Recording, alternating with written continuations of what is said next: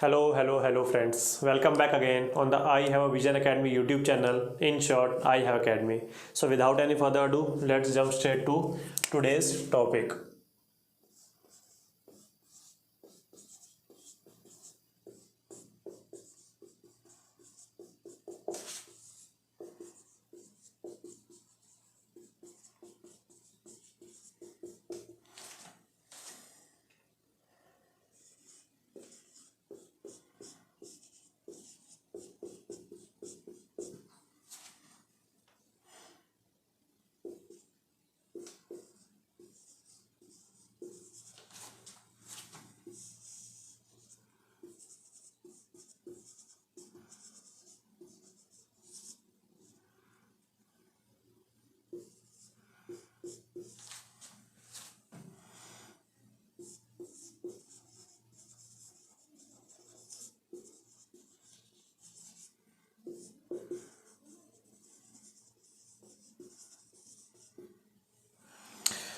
So, World Trade Organization, as I have told you in the previous classes, that we are ending towards the completion of our course. So, certain topics are being left out. The first is this World Trade Organization.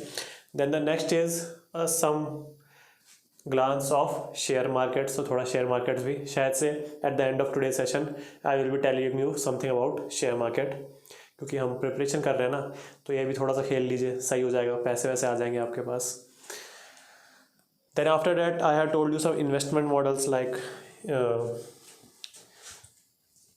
BOT, तो ये सब मैंने आपको पिछले class में भी बताया था. And the last, some of the international institution like IMF, then Brayton would twins, दोनों हम पढ़ेंगे, IMF प्लस वर्ल्ड बैंक, ये सब. तो स्टार्ट करते हैं. वर्ल्ड ट्रेड ऑर्गेनाइजेशन, नाम से ही समझ में आ रहा है क्या फैसिलिटेट या क्या कंट्रोल करती है, ट्रेड करती है. कैसा? इंटरनेशनल ट्रेड को कंट्रोल करती है, देखती है, सुपरविजन करती है, सर्वेलेंस करती है, सारी चीज़ें वर्ल्ड ट्रेड ऑर्गेनाइजेशन करती है. In short WTO. So as a predecessor to this WTO we have another not body but just an agreement called General Agreement on Trade and Tariff.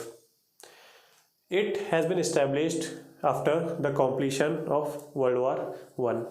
But as you know, all the institutions that have been formed after World War I are failed to resist the World War II. So all the institutions are renamed, or a new institution has been created after the World War II. So such one institution is WTO. So after World War II in 1948, the discussions have been started in Uruguay round of replacing this GATT by a full-fledged body that is now called as WTO. This process that has been started in Uruguay round after the 12 years, the last round that has been held is Marrakesh agreement. In this Marrakesh agreement, I think it is in Morocco, Marrakesh.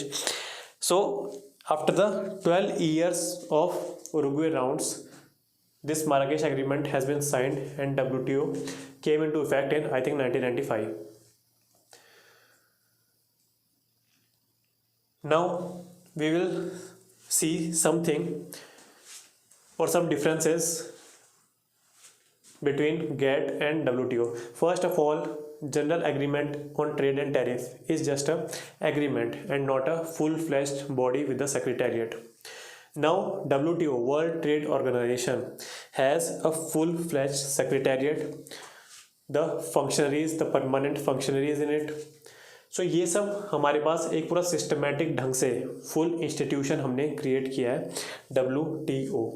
More over, as we entered into a modern era, so previously we tend to trade in only goods, but now, as we all know, a large part of our GDP constitutes of trade and services. So the provisions are not there for services in the previous agreement, but now in WTO this provision, the trade in services provision, has been inculcated. ठीक है. सो थोड़ी सी WTO की देख लेते हैं framework.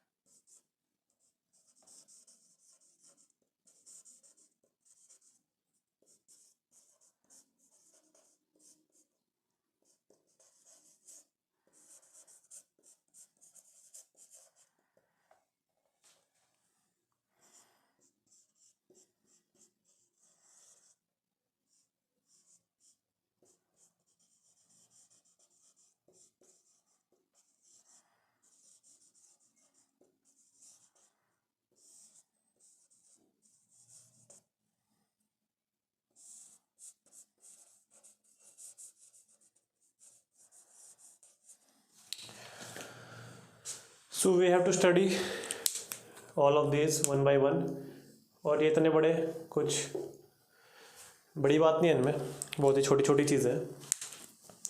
So first पहले बना लीजिए एक बार table. Now starting with GAT। So predecessor को नई जो बॉडी है उसमें भी जगह दे दिया, क्यों? बिकॉज अभी भी तो गुड्स में ट्रेड होता ही है। So general agreement of trade in goods, तो ये थी हमारे पास पहला pointer. The second pointer is the new addition, general agreement of trade in services. So the particular provision of services have been inculcated in the agreement of WTO. The third is multi-fiber agreement or arrangement that has been dismantled. We don't have to study this particular thing. Next is TRIPS, trade related investment measures, and this we have studied already. Foreign direct investment and foreign portfolio investment. Next is trade related intellectual property rights. So in this TRIPS, बहुत ही famous term है, आपने सब सुना ही होगा, और नहीं सुना तो GI टैग तो सुना ही होगा। सो GI tag comes under trips in this WTO। India में कौन देता है GI टैग? चलो देखते तो क्या, यही बता देता हूँ। This particular body WTO and its provision has been implemented since 1995-1996, but India has enacted its GI tag rules और GI tag law late in 2002-2003, I think. So after that, these particular provisions have been implemented on Indian soils. This particular provision has been implemented on Indian soils. Why? Because this is an international body, but the law of the land in India is constitution and the lawmaking body is parliament. So unless and until Indian parliament passes these law which are in consonance with the agreements of these international institutions, these laws, the international institutions laws are not valid on Indian soils. So parliament को पहले पास करना ही पड़ेंगे ये सारे bills अलग अलग से, चाहे इंटरनेशनल अथॉरिटी ने बना दिए हो, but Indian parliament has to pass those bills so that these rules can be implemented on the Indian soils. So 2003-4 के करीब GI टैग हमने पास किया, एंड उसके बाद कौन सी मिनिस्ट्री देती है GI टैग? जैसे आपको पता ही होगा, the first Indian product to get the GI tag is Darjeeling tea of, कहाँ की? वेस्ट बंगाल की। वेस्ट बंगाल की, आसाम की, कंफ्यूज हूँ, देख लेना आप।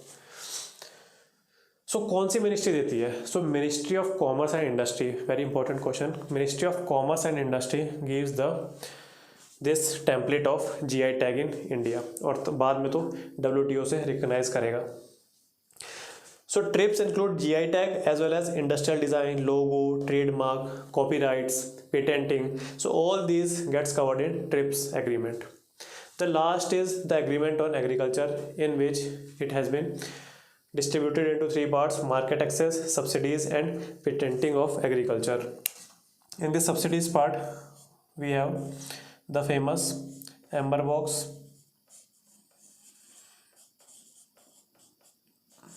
the blue box,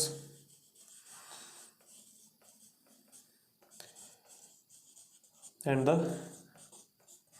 green box. So ये हमेशा ज़्यादातर न्यूज़ में ही रहते हैं ये सारे boxes. So in agreement on agriculture, there are certain provisions. The first is market access.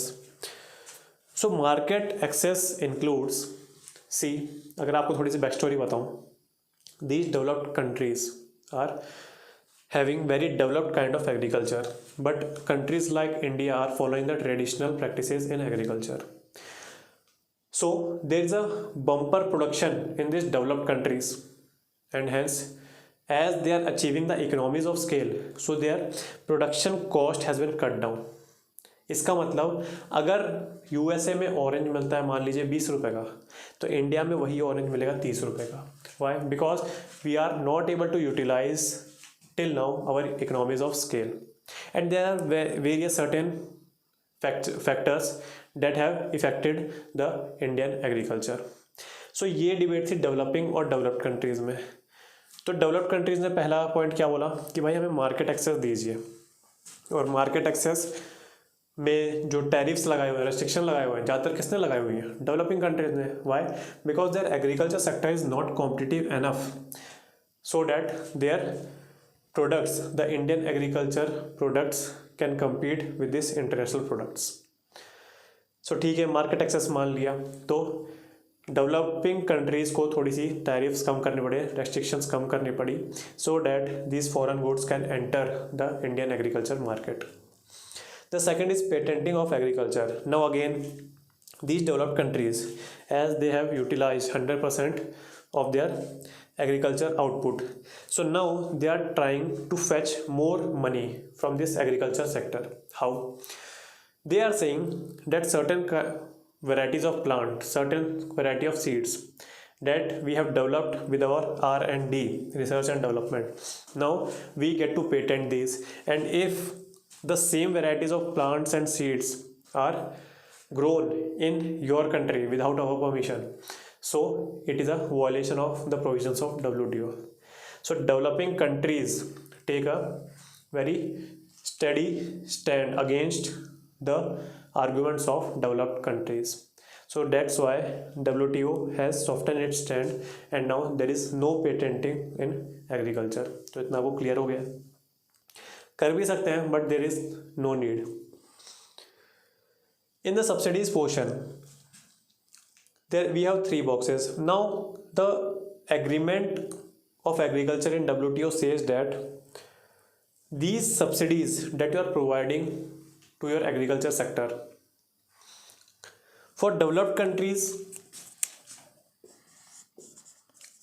it should be only 5% of agriculture GDP, and for developing countries it should be not more than 10% of agriculture GDP. Now countries like India are well below this 10% criteria, but developed countries are constantly violating this criteria. How? As they are manipulating the types of subsidies that they are giving to their farmers. We have 3 boxes: amber box, blue box and green box in agreement on agriculture in the provisions of WTO. These are all kind of subsidies. The subsidies which are in green box, you can give any amount of subsidy in that, like in the research and development process. तो अगर आपको कोई नया बीज उगाना है तो government चाहे तो कितनी भी सब्सिडी दे सकती है कोई भी प्राइवेट कंपनी को, and this will come under green box and there are no restrictions of reduction of these green box subsidies. The second is blue box. There are some restrictions of in this blue box subsidies. जैसे अगर आपको production minimise या limitation programme चलाना है, production limitation programme, like if I quote an example, in the USA the abadi or population is mere 45 crore I think, and there is huge agriculture land there, so these farmers will try to grow more and more to utilize their economies of scale. But इतना तो उनकी population के लिए बहुत ही ज़्यादा है, अगर export भी कर दिया तो भी बहुत ज़्यादा हो जाएगा. So hence it will kind of distort the markets rate, क्योंकि इतना सारा फ्लड हो जाएगा तो हमको तो जितने प्रोडक्शन की कॉस्ट आई है उतने भी रुपए नहीं फैच होंगे मार्केट में. So what USA government is doing that he will provide farmers some extra money. It's like if their farmers are contemplating to grow 5,000 kg of potato. So USA government is saying that okay farmer, you want to grow 5,000 kg of potato, please grow only 2,000 kg of potato and the rest 3,000 kg of potatoes money I will give it to you, but please don't grow it. Understood? So such kind of things, production limitation programs, can be put in the blue box subsidies. Now on this amber box, amber मतलब red light हो, मतलब आप आगे नहीं जा सकते on the road. So इसका मतलब there is complete restriction on providing of this amber box subsidies. Understood? तो फिर जो डेवलप्ड कंट्रीज़ हैं वो मैनिपुलेट कर देते हैं एम्बर बॉक्स को ब्लू बॉक्स से. तो उस पर थोड़ी कम रेस्ट्रिक्शन चली जाती है।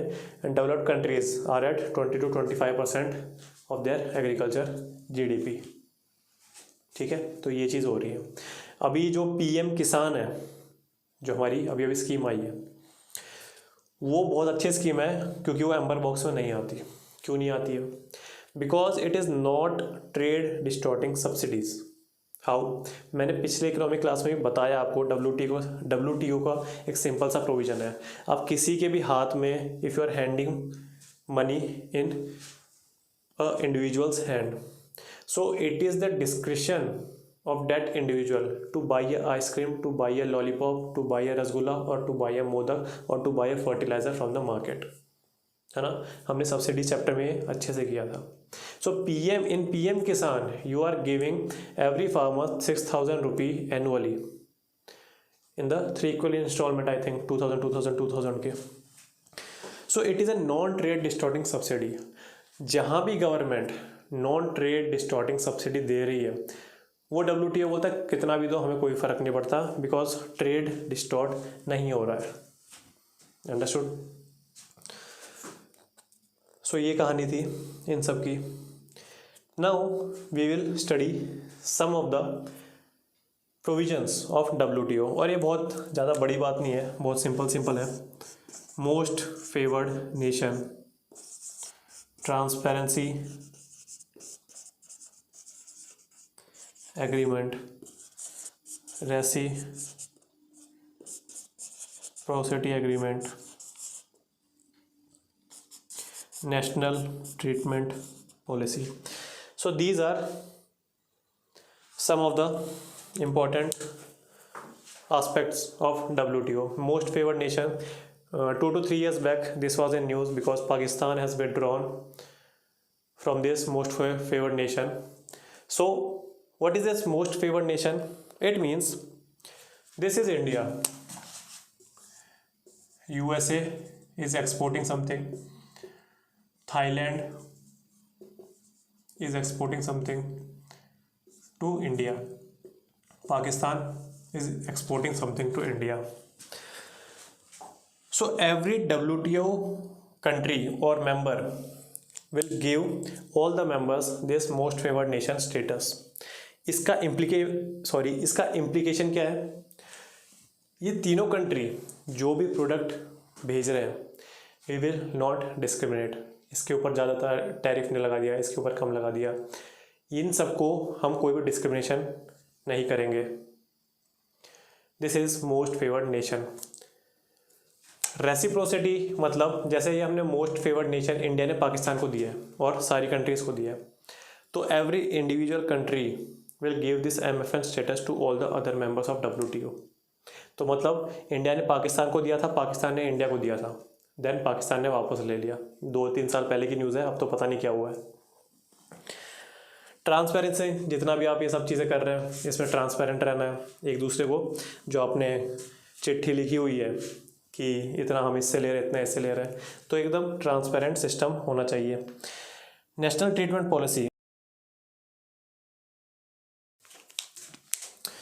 The policy you have made for your indigenous products, that particular policy will be applied to the imported products. Understood? India के कंटेक्स्ट में बात कर रहा हूँ मैं।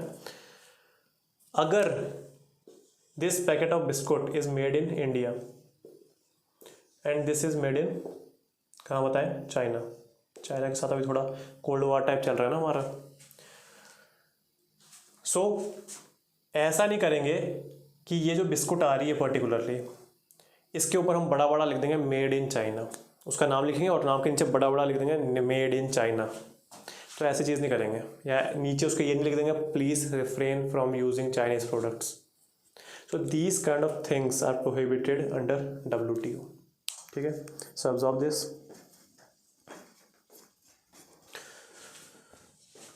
So now we will study some of the terms that is relevant to our WTO topic. अच्छा, मैंने ये बता दिया कि WTO has a dispute settlement mechanism unlike its predecessor body. In GATT there is no dispute settlement mechanism, but in WTO we have a dispute settlement mechanism.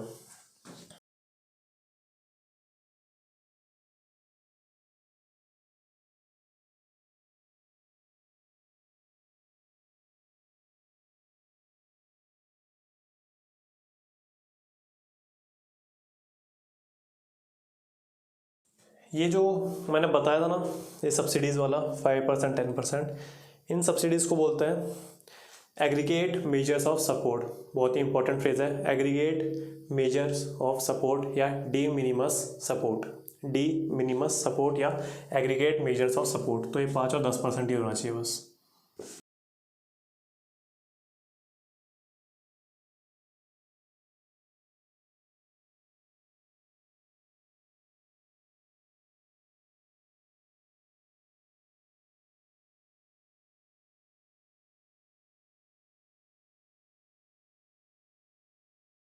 In this I have also told you that patents will also be here, और GI tag के साथ वो patents भी आप जोड़ ही सकते हो। GI tag का मैंने आपको थोड़ा सा बता दिया, 2003 में इसके रूल्स आ गए थे, पास हुआ था 1999 में कुछ पास हुआ था पार्लियामेंट से, 2003 में इसके रूल्स बन के आ गए थे। देन दार्जिलिंग टी को पहली बार मिल गया। देन पेटेंटिंग, अगर हम बात करें पेटेंट ऑन इंडियन सॉइल्स, तो yes patents are provided both for product based as well as process based. क्या बोला मैंने, दोनों के लिए प्रोवाइड होता है, product based patenting and process based patenting. And I think in the previous classes I have told you this कि अगर ए से हम बी प्रोडक्ट बना रहे हैं, ए रॉ मटेरियल से बी फाइनल प्रोडक्ट बना रहे हैं, सो इस फाइनल प्रोडक्ट की पेटेंटिंग इंडिया में होगी 20 साल की एक बार में। And second of all, the process which has been included in manufacturing of this B from A, that process is also can be patent, so वो भी 20 साल का हो सकता है। But evergreening of patent is prohibited in India। तो evergreening क्या है, थोड़ा सा अपने आप से भी देख लीजिए।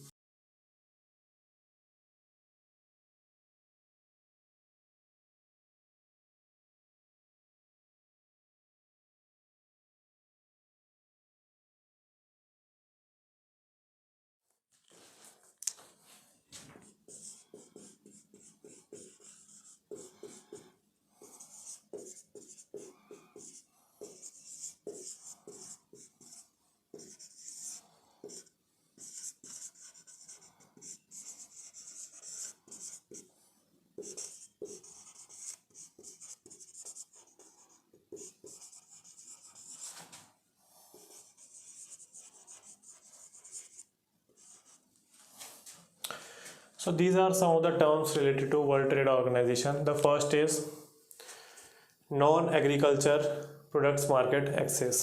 तो नाम से ही जाहिर है कि जो भी नॉन एग्रीकल्चर प्रोडक्ट्स होंगे, यू विल, डेवलप्ड कंट्रीज बोल रहे हैं, you will also give us the market access. अब दिक्कत वही आ जाती है, developed countries are using economies of scale, so production cost is less, selling prices less, they can't be competed with the indigenous products like that of Indian products। क्यों? क्योंकि इनकी तो वैल्यू बहुत ज़्यादा है, because we are not utilizing the economies of scale। so किसके इनामा से पहले किसने टैरिफ ज़्यादा लगा रखे होंगे, ये बताइए।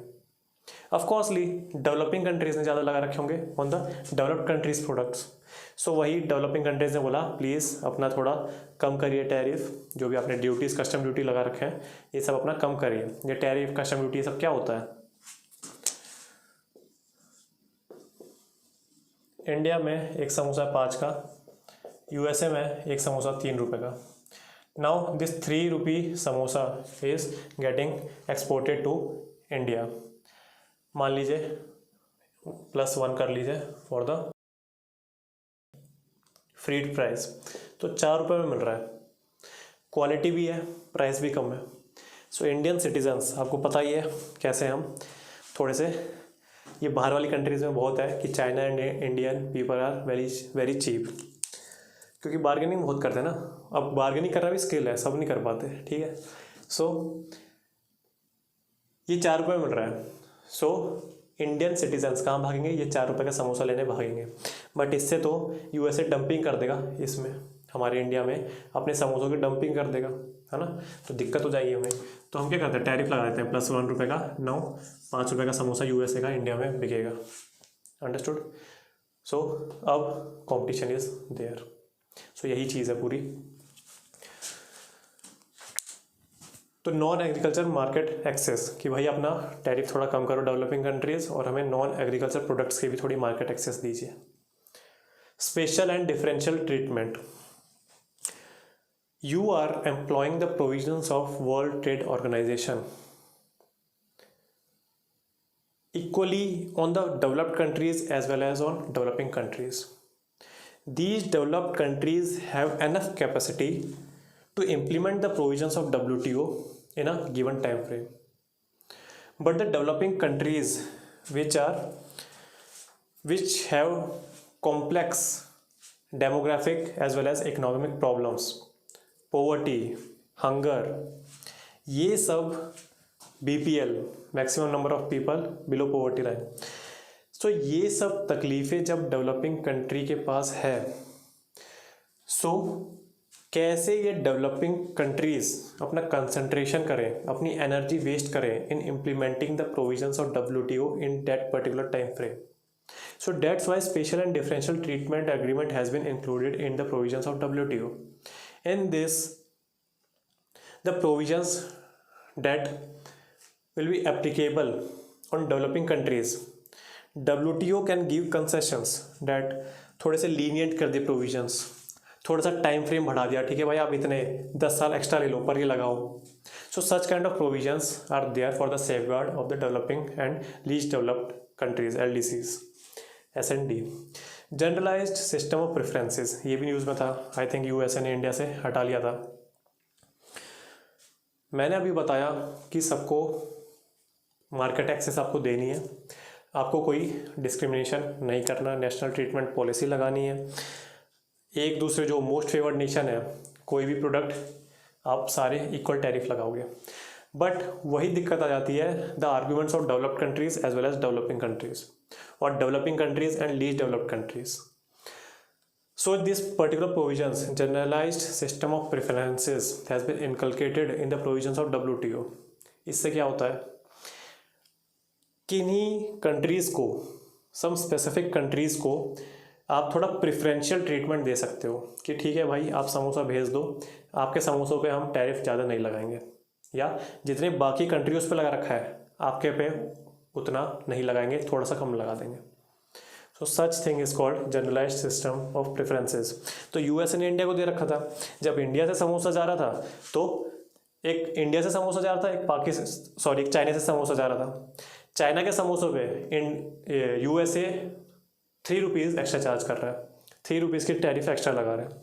इंडिया पे बोल रहा है यू आर अंडर GSP, मैं आप पे एक रुपये का ही टैरिफ लगाऊंगा. समझ गए. So this is generalised system of preferences. तो एक तरह से क्या बोल सकते हैं इसको, दयालुपना दिखा रहे हैं डेवलप्ड कंट्रीज़, और इंटेंशन तो उनकी वही है कि हम आप पे उपकार कर रहे हैं. And the last is sanitary and phytosanitary measures. In the food and agriculture part, developed countries are exporting huge quantity of quality products to the developing and least developed countries. But हमें कैसे पता चलेगा, how can we be so sure that these imported food products from USA doesn't contain any harmful chemicals? ये जितने भी products आ रहे हैं food products, ये हमारे सिटीजन्स को नुकसान नहीं करेंगे, या ये कोई वॉर की टेक्निक तो नहीं है USA की कि प्लेग फैला दो इंडिया में, खिला खिला के सबको डिसेंट्री करवा दो, सबको लूज मोशन लगवा दो and then we will attack India. तो ऐसी चीज़ें तो नहीं हो रही. सो ये सब बहुत ही रियल थिंग्स हैं सोचने के लिए. सो डेट्स वाई WTO में ये particular sanitary and phytosanitary measures भी इनकलकेट किए गए. बट कौन देगा ये स्टैंडर्ड्स सैनिटरी और फाइटोसैनिटरी मेजर्स के? प्लांट्स एंड फूड प्रोडक्ट्स के हाइजीन क्या होना चाहिए, उनमें कौन कौन से केमिकल्स होने चाहिए, कौन कौन से केमिकल्स नहीं होने चाहिए, ये कौन देगा? So I think there are 3 organisations, नीचे आपको नाम मिले दिख जाएंगे. कुछ कोडेक्स एलिमेंटोरियस करके है, देन कुछ एनिमल हेल्थ के ऊपर है, देन एक प्लांट के ऊपर है. तो 3 चीज़ें हैं. ये भी आप बस इतना याद रखिए, वर्ल्ड ट्रेड ऑर्गेनाइजेशन से ही रिलेशन रखती है. ठीक है. सो बस WTO इतना ही था. अब थोड़ा शेयर मार्केट बता देता हूँ ऐसे ही.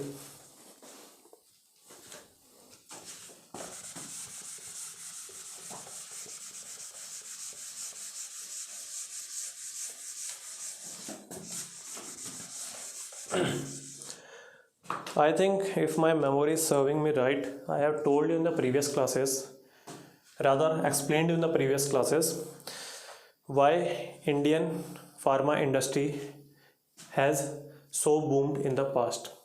क्यों हमें इतना जेनेरिक फार्मास्यूटिकल मेडिसिन मिल जाती है at such a cheap price, और क्यों हम इतने बड़ी बड़ी वैक्सीन डेवलप कर पा रहे हैं, ये शायद से मैंने आपको बता रखा है।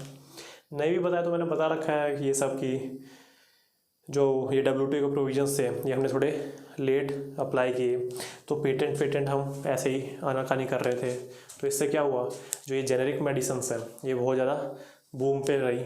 तो जैसे ही बूम पे रही तो पूरी मार्केट क्रिएट हो गई, कंपटीशन क्रिएट हो गया, और जब ये पूरी मार्केट क्रिएट हो गई तो उसके बाद हमने प्रोविजंस, GI टैग, पेटेंटिंग इन सब के अप्लाई कर दिए। सो जेनेरिक इसीलिए हमारी इंडस्ट्री बहुत ज़्यादा स्ट्रॉन्ग है। अंडरस्टूड। कैपिटल मार्केट में दो मार्केट बताई थी, मनी मार्केट, कैपिटल मार्केट। हम ज़्यादातर कैपिटल मार्केट में डील करते हैं। प्राइमरी एंड सेकेंडरी बताई थी मैंने आपको। प्राइमरी में IPO इश्यू होते हैं, जनरली FDI होती है। सेकेंडरी में इंडिविजुअल्स के बीच ही वापस selling and buying of stocks होता है। जब कंपनी इशू करती है initial public offering IPOs in the market for the first time, जब कंपनी अपने share first time in the market छोड़ती है for the public issues, then it will go to capital primary market and thereafter company रुपए लेगी और अपना business में वापस चली जाएगी। Now the shares of this company will exchange hands between two individuals. So वो सब सेकेंडरी मार्केट में होता है। ठीक है, नाउ थोड़ी शेयर्स की बात कर लेते हैं।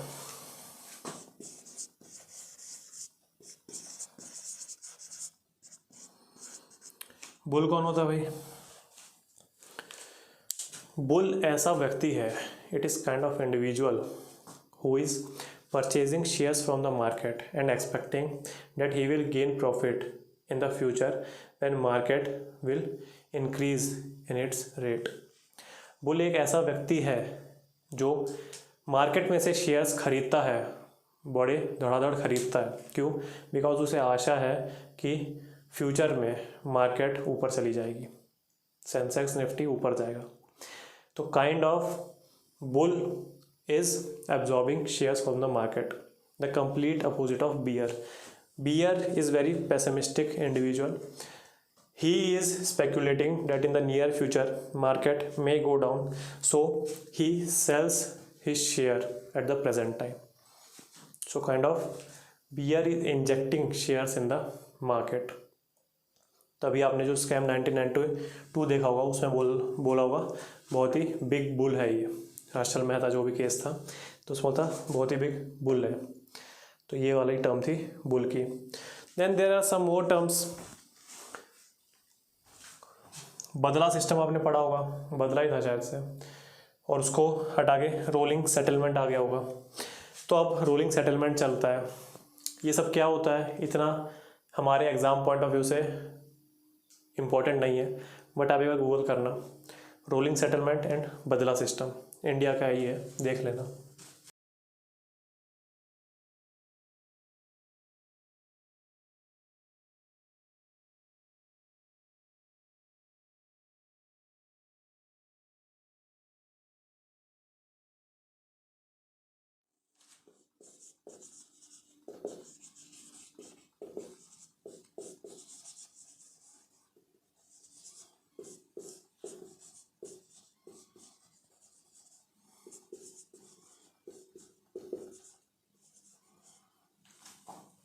डेरिवेटिव ट्रेडिंग क्या होती है? डेरिवेटिव ट्रेडिंग, हम ट्रेडिंग कर रहे हैं इन द मार्केट। कैसे? शेयर्स में ट्रेडिंग कर रहे हैं, पर ये जो शेयर्स हैं ये किसी कंपनी के नहीं है, but they are deriving their values from a product. कौन सा प्रोडक्ट? वो कोई भी प्रोडक्ट हो सकता है, कोई भी कमोडिटी हो सकते हैं। लाइक अगर आप बोल रहे हो ये 100 kg व्हीट एक फार्मर ने उगाई है, इसकी एक रिसीट बना दी कि मैंने बोई हुई है, and after 4 months the quality is this and the quantity of my wheat grains is this. Such contract happening between two parties in a future date will come under futures. तो एक पूरा contract है basically दो, अगर आप मुखर्जी नगर, करोल बाग, राजेंद्र नगर, दिल्ली में कहीं भी रहते हो ऐसे कोई पॉश साइड में, और पॉश किस नाम से, for the coaching of IAS and CGL, अगर आप रहते हो तो आपके पास रेंट एग्रीमेंट होगा। तो rent agreement is kind of contract between you and the owner. आप टेनेंट है, वो ओनर है, उसमें लिखा होगा कि आपको ऐसे रहना है, और आपने भी लिखा होगा कि ठीक है मैं आपको इतने रुपए भेज दूंगा एंड ये सब सर्विस मुझे चाहिए, तो वो सब आपने लिखा हुआ होगा। So similar kind of contract is this which is known as derivative trading. Derivative नाम क्यों है? Because it is deriving its value from a underlying security. In this particular case the security is wheat. तो आप सब mention कर दोगे इतनी date को दे दूंगा मैं, इतनी क्वांटिटी है और ये क्वालिटी है मेरी व्हीट ग्रेन्स की। सो this is the futures. Derivative trading दो में, फ्यूचर्स एंड ऑप्शन। फ्यूचर्स में ये चीज़ है, अंडरस्टूड। यहाँ एक इंपॉर्टेंट बात ये है, it is binding. The obligations of futures is binding on both the parties. जिसने कॉन्ट्रैक्ट लिया है कि मैं खरीदूंगा, उसको खरीदना पड़ेगा एट दिस पर्टिकुलर डेट, और जिसने बोला कि मैं इस डेट को बेचूंगा उसको बेचना भी पड़ेगा। समझ रहे हो? सो ऑब्लिगेशन दोनों पे है। In the option we have call option and put option. All the things are similar to this futures. The difference is it is not obliged. A and B both contracting parties are not obliged to these obligations. इसका मतलब they have the right to sell or buy, but it is not mandatory that they will buy or sell. ठीक है, समझ आई ये line?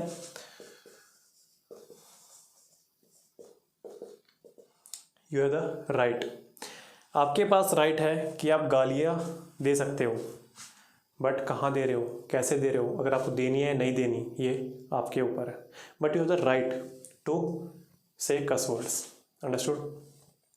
So in the option the two contracting parties has right to buy और sell the underlying security, but they are not obliged और it is not mandatory.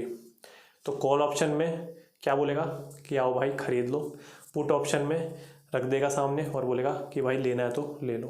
Understood? तो ये थी derivative trading. थोड़े से और कुछ भी हैं, जैसे अगर आपको म्यूचुअल फंड का कंसेप्ट बताऊं, तो म्यूचुअल फंड का कंसेप्ट क्या होती है? I1, I2, I3, I4, these are various kind of individuals. हम जैसे, हमको अपनी सेविंग करनी है तो हमने डाल दिया एक फंड में रुपए। हम क्यों डाल रहे हैं फंड में रुपए? Why we are not going for individual trading? क्योंकि we don't have knowledge as well as we don't have time. We don't have knowledge of this complex market, convoluted market, as well as we are very busy in our daily jobs. So we require a person, an individual from our side that will manage our these shares. Understood? So that is nothing called but mutual funds. ये हम सारे individual हैं, हमने एक mutual fund में रुपए डाल दिए। मान लीजिए HDFC के म्यूचुअल फंड में हमने रुपए डाल दिए।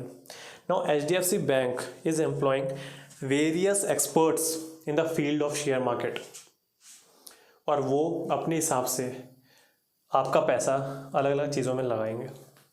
किन में? शेयर में, सॉरी किन में लगाएंगे? शेयर्स में ही। जो शेयर मार्केट है शेयर्स में ही लगाएंगे, but they have the expertise of this working of share market. तो वो अपने रिस्क को डाइवर्सिफाई कर देते हैं। ऐसा नहीं, ज़रूरी नहीं है कि बड़े ही सेक्टर्स में लगाएंगे, ऐसे ज़रूरी नहीं है छोटे ही सेक्टर्स में लगाएंगे। So they tend to diversify their risk. अगर यहाँ से प्रॉफिट हो रहा है, यहाँ से लॉस हो रहा है, यहाँ से प्रॉफिट, यहाँ से प्रॉफिट, यहाँ से लॉस और यहाँ से प्रॉफिट, तो ओवरऑल प्रॉफिट हो रहा है। So that's how you will gain some interest on your money. तो आपको दिक्कत नहीं है कि आपका पैसा कभी भी डूबेगा, थोड़ा तो 1-2 रुपये एक्स्ट्रा ही आ जाएंगे म्यूचुअल फंड में। So this is the concept of mutual fund. फिर थोड़े से और हैं, जैसे MCX है, मल्टी यही है शायद से मल्टी कमोडिटी प्लेटफॉर्म। ये जितनी भी ट्रेडिंग हो रही है ये MCX के द्वारा होती है। It is kind of platform, that's all. ठीक है, इतना याद रखिए, ये काइंड ऑफ प्लेटफॉर्म है शेयर मार्केट के लिए। Then we have something called hedge funds. What are these funds? We have studied in FDI and FPI, foreign direct investment, that there are various ways in which foreign investors can invest their money in India. But what about some investors don't want to reveal their identity? मान लीजिए Jeff Bezos, इसको रुपए लगाने हैं Vietnam में, India भी बोल लो, India में ज़्यादा आसान रहेगा, इंडिया में लगाना है। सो जितने भी we have studied the options to invest in India, the foreign investor has to disclose his details. So अगर किसी इंडिविजुअल को वो नहीं करना चीज़ तो वो हेज फंड्स का यूज़ करता है। हेज फंड्स क्या है? कुछ नहीं है, जो बहुत सारे इंडिविजुअल्स हैं, Jeff Bezos, then Mark Zuckerberg है, और कौन है फिर, टेस्ला का इलॉन मस्क है। तो these such huge wealthy individuals give their money to a professional, कुछ किसी को कुछ भी बोल लीजिए, प्रोफेशनल को देते हैं। These professionals will invest their money in different avenues without disclosing their identities. So ऐसे ये रुपए कमाते हैं। अंडरस्टूड? कुछ ब्लू वाटर अल्फा है जो सबसे बड़ा हेज फंड है, तो आप देख लेना एक बार नेट पे सर्च करके। फिर आता है पार्टिसिपेटरी नोट्स या पी नोट्स, वो भी फॉरेन डायरेक्ट इन्वेस्टमेंट का एक पर्टिकुलर चीज़ है। मान लीजिए फॉरेन इंस्टीट्यूशनल इन्वेस्टर है कोई, ठीक है, फॉरेन इंस्टीट्यूशनल इन्वेस्टर है, या तो कोई भी बैंक है, शायद से बैंक से भी हो जाता है, या मान लीजिए कोई भी इंडिविजुअल है जो कि इंडिया में रह रहा है, और a foreigner which has a right to invest in India. Now मान लीजिए कोई हेज फंड जैसी आइडेंटिटी आ जाए, या कोई भी इंडिविजुअल आ जाए, unknown individual, he want to invest in India but he has to disclose his identity, तो दिक्कत हो जाएगी। और दूसरी बात है, अगर this unknown individual have to invest in India, there are lot of procedures, red tapism, तो उसको बहुत टाइम लग जाएगा। बट जो करंट इकोनॉमी में एक बूम है उसमें उसको फ़ायदा चाहिए, क्योंकि थोड़े से टाइम स्केल पे रहता है। बट रेड टेपिज्म से बहुत दिक्कत हो जाएगी, बहुत टाइम लैग हो जाएगा। तो दिस फॉरेन इंस्टीट्यूशनल इन्वेस्टर्स और दिस बिग बैंक्स या big corporates will issue participatory notes, P notes, to this unknown individuals. तो उससे क्या होगा, these unknown individuals can invest in India, ठीक है, उसी टाइम इन्वेस्ट कर सकते हैं via these P notes. So IAS में शायद थिंक 2019 या 20 में बहुत ही आसान क्वेश्चन आया था, P notes are related to, so किससे, फॉरेन डायरेक्ट इन्वेस्टमेंट या फॉरेन इंस्टीट्यूशनल इन्वेस्टमेंट। इसका सिंपल आंसर ये हो जाएगा। फिर थोड़ी सी और चीज़ें, national stock exchange, Bombay stock exchange. Bombay stock exchange India का सबसे पुराना ओल्डेस्ट स्टॉक एक्सचेंज है। Then national stock exchange newest है, ऐसे है। तो ऐसी छोटी छोटी चीज़ें तो बहुत हैं, वो तो पता नहीं एग्जाम में पूछी जाएंगी या नहीं कभी, पर आपके लिए थी, एक बार थोड़ा सा जाके सर्च करना, what is NSDL, what is CDSL, share market की टर्म्स हैं सारी। NSDL, CDSL किसका है, BSE का प्लेटफॉर्म है। NSDL किसका है, NSE का है, national stock exchange, Bombay stock exchange. बहुत सारी चीज़ें हैं, रहने देते हैं, अभी इतना ही रहने देते हैं। सो अभी तक आपको समझ आ रहा है, concepts are getting clear. So like the video, share it with your friends and subscribe to our YouTube channel. तब तक के लिए गुड बाय, जय हिंद।